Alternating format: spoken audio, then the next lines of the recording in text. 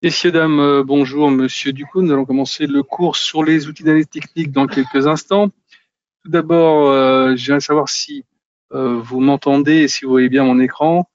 Si c'est le cas, vous avez un chat sur le côté en haut à droite de votre écran qui vous permet de communiquer avec moi. Donc, je vous invite à m'envoyer un petit message pour me dire que tout est OK. On va attendre que les retardataires puissent se connecter et nous commencerons le cours juste après. À tout de suite.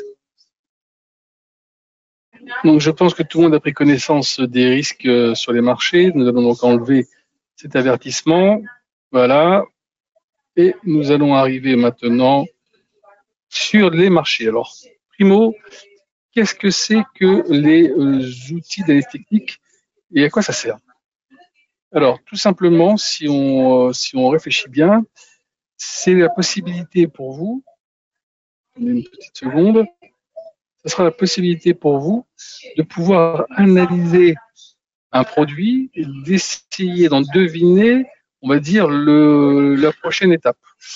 Donc pour ce faire, on doit toujours commencer, d'abord, on va d'abord choisir un produit, on va aller se mettre sur le gold, parce qu'en ce moment, il a plutôt une bonne direction et j'aime bien suivre ce produit. Je suis pas le seul d'ailleurs. Voilà, ouvrir graphique. On va reparamétrer rapidement le graphique. Je fais un clic droit dans le graphique, propriété. L'arrière-plan, moi, je le mets en kaki. Le texte en noir. Voilà. La grille, j'ai fait disparaître, je la mets en kaki. La barre haussière, je la mets en bleu. La barre baissière, je la mets en rouge. Bougie haussière, le même bleu. Et la bougie baissière, le même rouge. À partir de là, je fais OK. Le reste, je ne touche à rien. Je fais un petit grossissement. Je m'aperçois que je suis en bâtonnet. Moi, je veux des bougies japonaises, donc je viens là. Voilà, hop. J'ai mis les bougies japonaises. J'appuie sur le petit triangle ici pour avoir les cours. OK. Et maintenant, je mets ça en daily. OK. Et j'écarte le graphique du bord droit. Là, ici, maintenant, je retasse un peu. Et voilà, j'ai mon graphique maintenant prêt à être analysé. Et donc, la première étape qu'on fait quand on fait une étude graphique, c'est de mettre en place ce qu'on appelle les couloirs. D'accord? Pour pouvoir déterminer dans ces trends, OK, quelle sera la prochaine évolution. Et on va regarder ça ensemble tout de suite. Alors, comment on fait? On monte ici dans dessiner un canal équidistant, je clique dessus, et là, vous voyez sur ma petite souris, il y a deux petites barres parallèles qui se baladent. Donc, j'ai plus qu'à maintenant prendre ici le bas du trend, ici, et voilà. Ici, j'ai mes, vous voyez, 1, 2, 3, 4, presque 5, ici, 7, 8 points d'intersection. Là, maintenant, je prends cette barre où il y a un seul carré, c'est la parallèle. Je vais maintenant la positionner sur le graphique. Vous voyez, on a maintenant ici déjà un premier couloir qui s'était dessiné, dans lequel on avait évolué un petit moment, avec une petite sortie rapide, mais tout de suite on est rentré, on est redescendu. Là, on est revenu taper, là, on l'a cassé. Vous voyez, et là, on est revenu dedans. Pour l'instant, on est encore dedans, mais on est toujours sur le haut de la fourchette. Maintenant, on va rajouter dessus, avec cette petite barre ici, les différents parallèles par rapport à ça. Vous voyez, là, je prends ici le point haut ici qu'on avait fait, correspond à ce point-là. Et ici, on voit bien que on est venu ici taper plusieurs fois, on a cassé, hop, accélération. Là, maintenant, on va aller chercher ici, le deuxième qui se trouve ici. Vous voyez, on va remettre la parallèle ici. Voilà. Là, vous l'avez. Donc, vous voyez, on est venu ici, on sort rapidement, on revient, et hop, ça redescend. Donc là, maintenant, vous avez ici tous les couloirs dans lesquels l'or, pour l'instant, se dirige. Comme vous voyez, on a fait une petite percée, on descend, on reconsolide, mais toujours dans un train de dossier. Et là, on a tendance à vouloir peut-être repartir. On va voir un peu maintenant avec les prochains instruments que nous allons mettre en place, quelle sera la prochaine étape. J'espère que tout le monde a bien suivi jusque-là. Ceux qui viennent d'arriver, je fais un rapide résumé. On a mis en place le graphique sur le gold. On a mis les couleurs, tout ce qu'il fallait pour que ce soit un peu visible. Maintenant, première chose qu'on fait, c'est de dessiner des couloirs de ce produit. Pour ce faire, on a utilisé ici dessiné un canal équidistant, on a mis le premier, et là, après, on a mis des points hauts qui étaient ici, on a mis des parallèles par rapport à ce couloir, et donc on a plusieurs petits couloirs qui se dessinent. Là, maintenant, vous voyez, c'est quand même assez clair. On voit bien comment ça se met en place. Maintenant, prochaine étape, c'est de mettre les résistances et les supports. Alors, je prends les horizontales ici, je mets ici, vous voyez, j'en ai un là, évidemment le point haut ici. Alors, je ne vais pas tous les mettre, parce que tout à l'heure, vous allez voir, on va utiliser un produit qui s'appelle Fibonacci. Vous allez voir qu'une grande partie de ces points vont être absorbés par Fibonacci.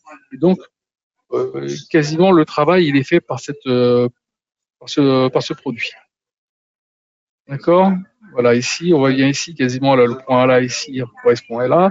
Donc voilà, on va laisser ça comme ça pour l'instant. On a suffisamment de points de support. On pourrait mettre celui-là aussi, hein, si vous voulez. Mais bon, on va laisser comme ça. On va voir un peu avec le Fibonacci tout à l'heure comment ça se met en place. Donc, on a mis ça en place. On est déjà bien. On commence déjà un petit peu à le lire. On va commencer à aller dans Insertion, Indicateur, Trend, Bollinger Band. Là, maintenant, vous voyez, je vous laisse le temps de regarder comment on fait pour y arriver. J'appuie sur les bandes de Bollinger. Je ne touche pas ici la programmation. Vous pouvez changer la couleur ici ou la grosseur du trait. Vous faites OK et les bandes de Bollinger viennent se mettre directement sur le graphique. Alors, qu'est-ce que c'est que les bandes de Bollinger?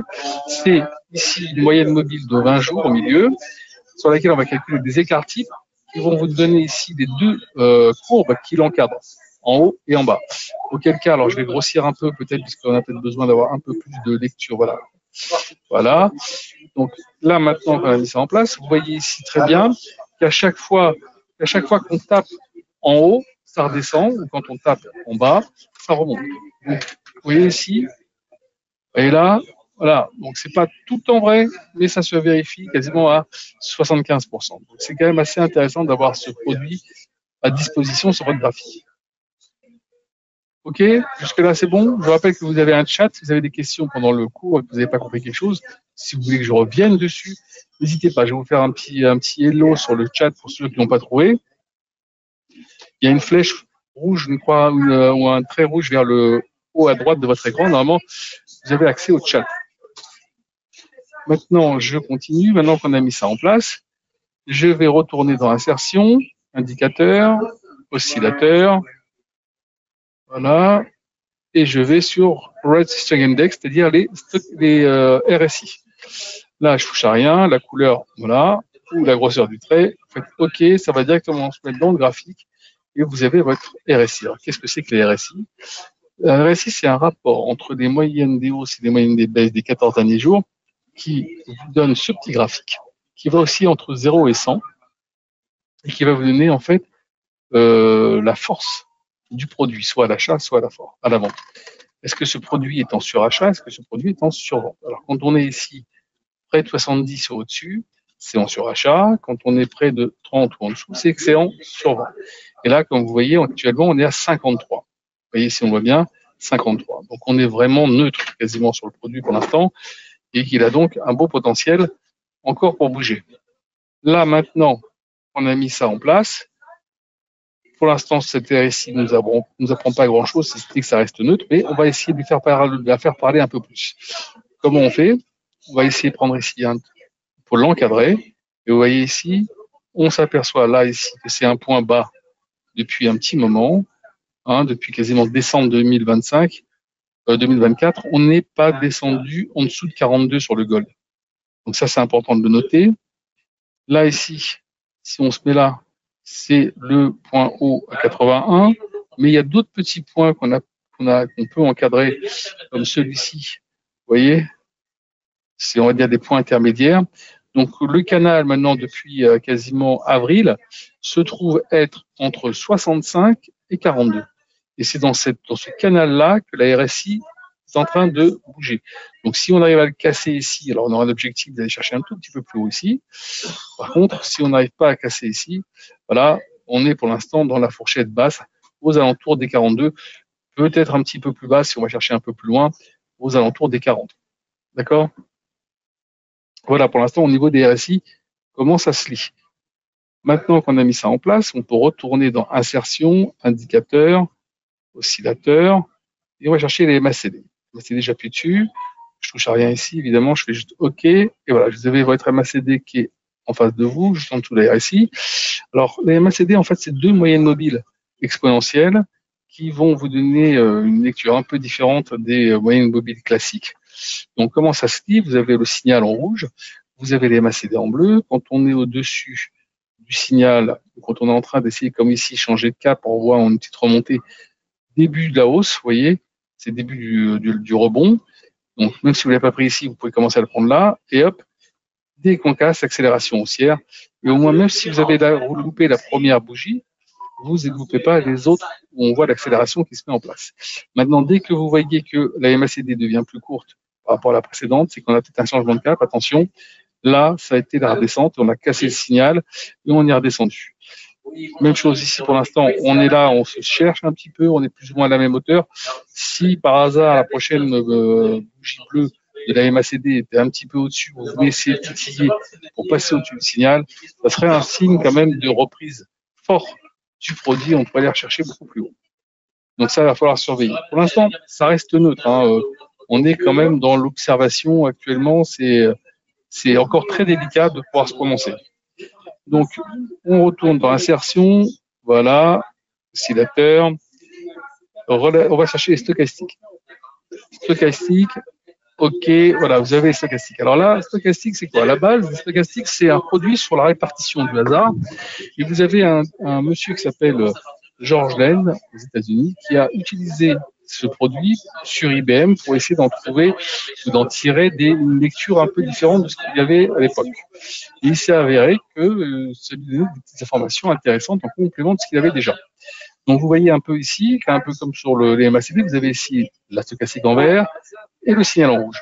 Si on est en dessous marché baissier, dès qu'on croise marché haussier. C'est un peu comme ça chaque fois qu'il faut le lire. Vous voyez ici, on a le point d'inflexion ici où on va croiser. Donc ça vient un peu conforter ce qu'on a vu ici. Dès que vous avez ici le décroisement qui se fait, vous pouvez confirmer votre reprise pour aller chercher plus haut. Donc ici, ça commence un petit peu à décroiser. Si ça vient, on va dire, se conjuguer avec une reprise ici de la MACD demain, il y a un décroisement bien prononcé ici. Vous pouvez dire que la remontée de l'or n'est pas prête d'être terminée. On pourrait très bien avoir une remontée spectaculaire de ce produit pour aller rechercher des plus hauts aux alentours des 3005, voire au-dessus. Il va falloir bien regarder ce qui va se passer dans les prochains jours. Évidemment, demain, je vous rappelle quand même qu'il y a l'inflation américaine, pas mal de chiffres importants. Même chose jeudi, vendredi, encore pas mal de chiffres au niveau de l'inflation. Donc, il va falloir suivre tout ça. Voilà, ça pourrait peut-être donner un petit peu le là des prochains jours. Maintenant qu'on a mis ça en place, on avait parlé tout à l'heure d'un produit intéressant, c'est-à-dire les retracements Fibonacci. Je vais revenir dessus tout de suite. Voilà. On va revenir ici, là, retracement Fibonacci. Je clique dessus, vous voyez, j'ai plusieurs parallèles qui sont maintenant sur la souris. Je prends le point de départ de mon graphique ici, je tire vers le haut en laissant mon clic gauche enfoncé, je vais chercher le point haut.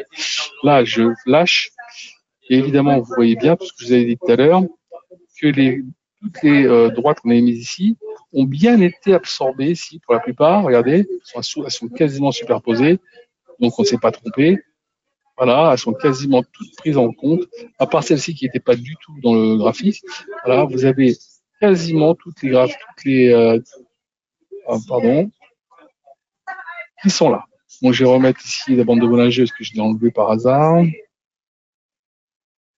Voilà. Voilà. Donc là, maintenant, vous avez tous les retracements. Donc, si des fois, par hasard, on devait avoir une baisse, vous savez que le prochain point derrière, en dessous de ce point-là, c'est d'aller chercher ici le gros support ici ou ici. D'accord? Maintenant, vous avez des objectifs qui sont bien dessinés au niveau de tous vos retracements. Maintenant, ici, qu'on a mis ça en place, on va chercher les moyennes mobiles. Et justement, on parle des moyennes mobiles, je vais vous faire voir une qui est très, très intéressante. Mais vraiment très, très intéressante. Alors, insertion, indicateur, trend. On va dans Moving Average. On va commencer par la 50 jours. Hop, là voilà. Alors, la 50 jours, c'est celle-ci que je vous dis qui est très intéressante. On s'aperçoit déjà depuis quasiment, allez, depuis janvier, que cette 50 jours assure, on pourrait chercher plus loin, mais voilà. On l'a ici à peine ici, on n'a pas joué vraiment son office, mais quasiment depuis un petit moment, la 50 jours fait office de support technique majeur. C'est-à-dire qu'à chaque fois, on vient taper la 50 jours, là, il y a des rebonds qui se font. Là, là, là, là, à chaque fois, donc, ça tient.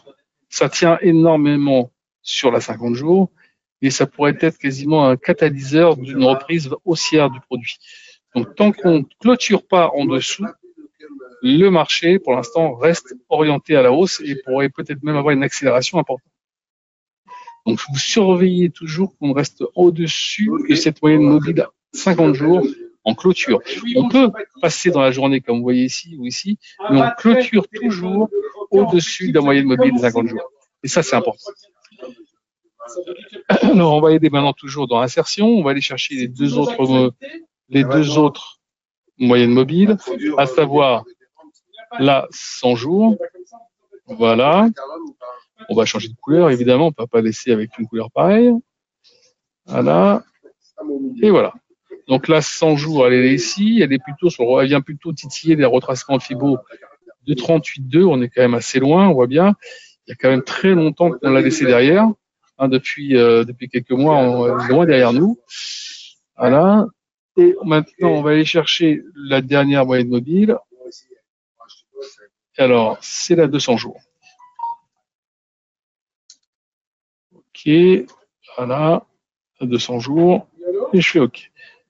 Voilà. Donc après, vous pouvez regarder en arrière depuis quand nous n'avons pas passé ces deux moyennes mobiles. Vous verrez que c'est très intéressant. Pour l'instant, celle qu'il va falloir garder en mémoire, c'est qu'il faut vraiment garder en mémoire. C'est ce que je vous ai dit tout à l'heure. C'est bonjour à ceux qui viennent d'arriver. Vous avez loupé une bonne partie, mais c'est pas grave. Je rappelle quand même que c'est enregistré, que vous aurez l'occasion de pouvoir le revoir par la suite. Ici, la 50 jours reste quand même celle qu'il va falloir surveiller de très près. On voit bien, c'est quand même bien nickel sur le graphique. Donc, vous surveillez ça et vous serez, à mon avis, vous aurez des informations qu'il faut. N'oubliez pas que quand vous avez fini, on ne va pas rajouter d'autres éléments. Je pense qu'avec ça, on est déjà bien passé. Si on peut mettre cette oblique sur le graphique, vous allez voir. Regardez. Elle est magique. Là, tout ça. Et on vient taper ici, ça remonte, on tape ici, ça remonte, ça tape ici, ça remonte. Cette oblique, elle est pas mal. Donc, vous voyez, ça reste quand même encore un autre support. Donc, pour le moment, si j'ai un petit conseil à vous donner, restez bien branchés sur le gold. On pourrait avoir de belles surprises sur ce produit-là dans les prochains jours, ou même peut-être même dans les prochaines heures, pour aller chercher beaucoup plus haut. Donc, à surveiller. N'oubliez pas d'enregistrer votre graphique. Là, ici, enregistrer graphique. Voilà, vous mettez ici Gold, vous sauvez, et vous allez avoir votre graphique qui sera dans votre lexique, et vous n'aurez pas à chaque fois à refaire tout ce qu'on vient de faire maintenant. Ça, c'est important, comme ça, vous le gardez, vous aurez un petit onglet qui va être là, et vous pourrez après aller d'un produit à l'autre. Par exemple, ici, sur le Nasdaq. OK. Voilà, vous voyez, sur le Nasdaq aussi, très bien, on voit comment on est bien placé pour aller chercher un tout petit peu plus haut. Chaque jour, on vient sur ce petit train oblique et on va chercher plus haut, mais on descend pas au-dessous. Et tout doucement, on arrive, malgré quand même qu'on soit haut partout. Alors attention, là, je pense qu'on pourrait bientôt avoir une petite saturation, il va falloir surveiller pour ça. On reste sur le gold pour l'instant. Voilà. Donc, vous avez ici maintenant enregistré votre graphique. Vous n'avez pas à le refaire à chaque fois. Et vous êtes pas très bien. Est-ce que vous avez des questions? Est-ce que vous avez des questions? Même ceux qui viennent d'arriver, vous avez la possibilité de poser des questions quand même. Je rappelle que le chat se trouve en haut à droite de votre écran. Avec la flèche rouge, vous pouvez y accéder. Si vous avez des questions, c'est le moment de la poser. S'il n'y a aucune question qui vous vient pour le moment, c'est pas grave. Ça veut dire que j'ai été plutôt clair sur tout ce que j'ai exposé. Sinon, vous avez, je rappelle, des des chargés de compte qui seront là peut-être pour vous donner des explications supplémentaires à ce qu'on a vu aujourd'hui. Je vous attends pour le prochain cours jeudi sur l'utilisation de la MetaTrader. Il y a des petites astuces à savoir sur la MetaTrader. Ça vaut peut-être le coup d'être présent pour jeudi. À très bientôt. Passez une excellente fin de journée.